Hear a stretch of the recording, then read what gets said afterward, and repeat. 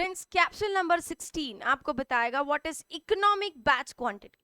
हमने अभी बात की कि बैच कॉस्टिंग वहां पर यूज होता है जहां पर प्रोडक्शन लॉट्स में होता है, 100 units, 1000 units, 500 units at a time. पर ये एक क्वेश्चन है कि एक बैच में कितने यूनिट्स बनाने चाहिए। ओके, अब इसमें ना डिसीजन मेकिंग वाली बात आ जाए। कैसे? फ्रेंड्स, जब हम प्रोडक्शन बैचेस में करते हैं, दो टाइप के कॉस्ट इन्वॉल्व।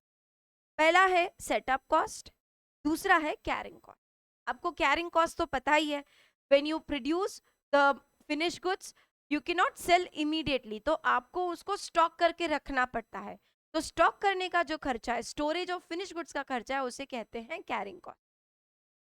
दूसरा है setup cost. Setup cost means making the machine ready for use, making the machine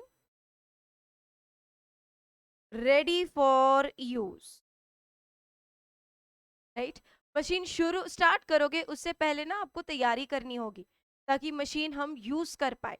जैसे अगर हम कोई भी जूसेस बनाते हैं तो डायरेक्टली मिक्सर ऑन करने से थोड़ी जूस बनता है, उसके पहले आपको फ्रूट्स को कट करना पड़ता है, उसके अंदर जो भी डालना है डालना होता है। When everything is put in the mixer jar and then you fit it on the mixer, okay, फिर आप जब टर्न ऑन करोगे तब जाकर जूस बनेगा। तो वो जो मिक्सर यूज करने की जो पहली, उससे पहले जो भी काम किया उसे कहते हैं setup activity, making the machine ready for you.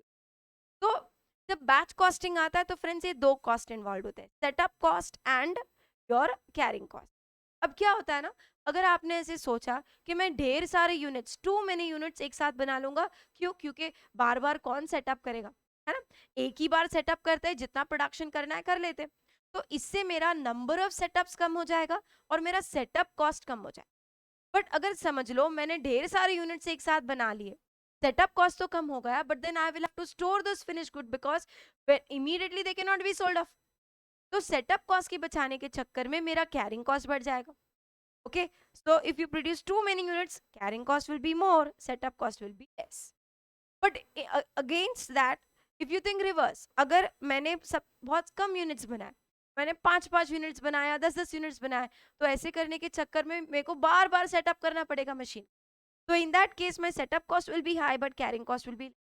तो यार, बहुत ज्यादा बनाने से कैरिंग कॉस्ट का बढ़ जाता है, बहुत कम बनाने से मेरा सेटअप कॉस्ट बढ़ जाता है। तो एग्जैक्टली बनाना कितना चाहिए? तो फ्रेंड्स, एक बैच साइज इतना होना चाहिए जहां पर मेरा टोटल खर्चा कम से कम, देखो खर्चा तो खर्चा होता है, उसका नाम कुछ भी दे दो, आप सेटअप कॉस्ट दे दो या कैरिंग कॉस्ट दे दो, गॉट इट फ्रेंड्स। खर्चा तो खर्चा होता है।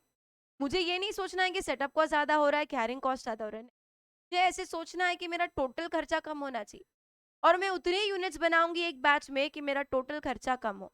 और ये कैसे पता चलेगा कितने यूनिट्स पर मेरा टोटल खर्चा कम होता है? Friends, that quantity is called economic batch quantity. Economic batch quantity पे total cost will be least and at that level your carrying cost will be equal to setup cost. ना कम ना ज्यादा, दोनों कॉस्ट इक्वल हो जाएंगे। और जब दोनों कॉस्ट इक्वल हो जाते हैं, दोनों का टोटल कम से कम हो। और ये कैसे पता चलेगा कि ये इकोनॉमिक बैच क्वांटिटी क्या है? For that friends, you have this formula √2PS/C, where P is annual production quantity, your S is setup cost per batch, and your C is carrying cost per unit per annum.